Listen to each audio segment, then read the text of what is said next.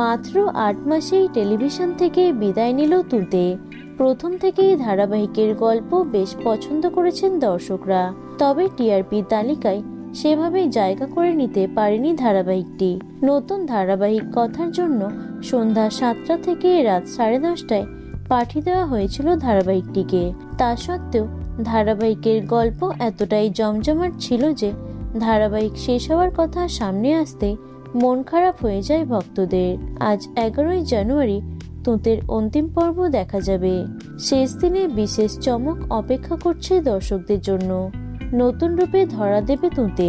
এদিকে গল্পের নায়ক রঙ্গনও ফিরে আসবে এবং গত 1 বছরে তার সাথে কি কি ঘটেছে সবকিছু জানাবে। অন্যদিকে সিদ্ধার্থ খুঁজে পাবে তার পরিবারকে।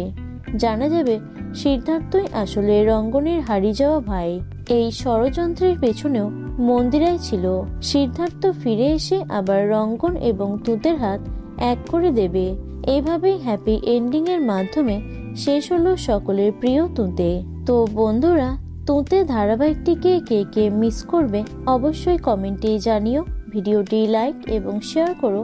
এছাড়াও টলি দুনিয়ার অন্যান্য খবর পেতে চ্যানেলটি অবশ্যই সাবস্ক্রাইব করে রেখো।